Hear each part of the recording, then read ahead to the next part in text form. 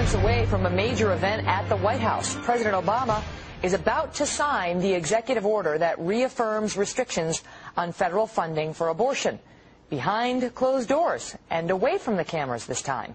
That order was part of a last-minute deal struck with Congressman Bart Stupak and other pro-life Democrats.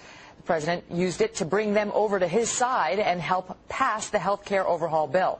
But my next guest says that deal is flat-out illegal and unconstitutional. He is Republican Congressman Ron Paul of Texas, and he joins me live now from Capitol Hill. All right, Congressman, thank you so much for being here. Why do you say this executive order is unconstitutional? Because the Constitution says that only Congress passes the laws. The executive branch is not allowed to pass laws, nor should the judicial system pass laws. So it's clearly unconstitutional to issue these executive orders. They've been done for a long time. Both parties have done it. But the Congress is careless. They allow and encourage and do these deals like they have this time to get the president to circumvent the Congress. If something's unpopular and you can't get it passed, well, let's just sign an executive order. So I think that is blatantly wrong. I think this defies everything the founders intended. And I think it's a shame that Congress does it. And I think it's a shame the American people put up with it. Do you think that there's been a lot of debate over this? Do you think that executive order that he will sign in 15 minutes is worth the paper it's printed on? Well, I think executive orders are very powerful, and they're wrong, and they do have the effect of law. Now, the reason I don't think this one will is I don't think the Hyde Amendment has ever been effective. You know, it's symbolic. It says that people, organizations, hospitals can't spend their money doing abortions. But in the past, when we give money to pregnancy centers and family planning centers, they say, you can't use this for abortion. So they take that money, use it for birth control pills, and then they take the money from the birth control pills and use it for abortion. All funds are fungible. So this particular executive order doesn't have much effect, and that's why, the liberals went along with it, because the Hyde Amendment doesn't have that much effect. The only way you can solve this problem is striking all the funds from these pregnancy centers. We shouldn't be involved in family planning at the United States government level, at the Congress. So, no, that's the reason. But I disagree with some who say, well, this executive orders don't have any authority. They do. Presidents can go to war over executive orders. So I would say they do. They have a lot of power. Yeah. Stupak's press release said, hey, the Emancipation Proclamation was an executive order. But let me shift gears with you for a minute, if I can, Congressman Paul, because you mentioned how the federal government shouldn't be involved in family planning, but the federal government is about to, as a result of this bill, be involved in that and a whole lot more. I mean, its tentacles just got a whole lot more numerous.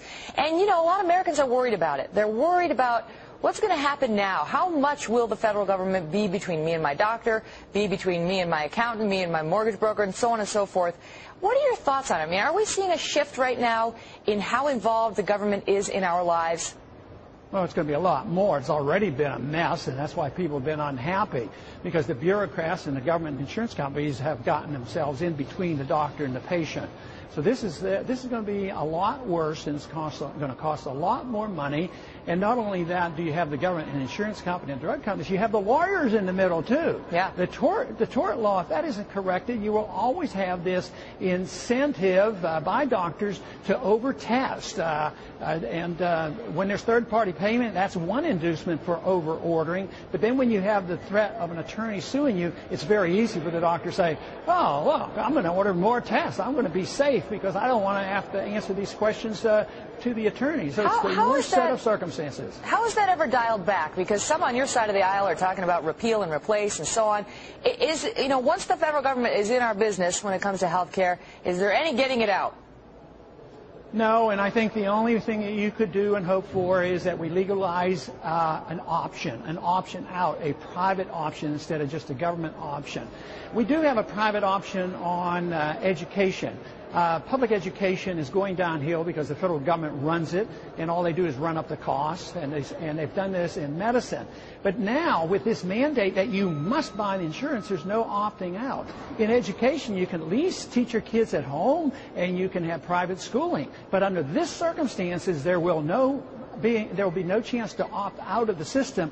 So it means that we've had this encroachment of bureaucratic government all these years, but now this is closing the door to any other option, and we don't even have a chance for a small group of people to say, I've had enough. I don't want to have anything to do with the government. I'd like to legalize freedom for the individuals who say, I will go it on my own. I don't want anybody to take care of me. I will be responsible for myself. But this bill has essentially closed the door on that option. Well, it's a principle you've stood for a long time, Congressman Ron Paul. Thanks so much for coming on and discussing it with us. Thank you. Well, folks, if you missed any part of our interview with Congressman Paul, you can go to our website, foxnews.com/AmericaLive, and you can see the whole thing, or if you'd like to see it again, or you can see other clips, not just from today's show, but you can see Dr. Manny there yesterday talking about the two brothers, same age, had a heart attack, same time, same day, same hospital, bizarre. Also, some of our Kelly's Court panelists have posted some fun behind-the-scenes moments, including one that Arthur Idala just posted yesterday, which you will get a kick out of if you go on the website. Well, America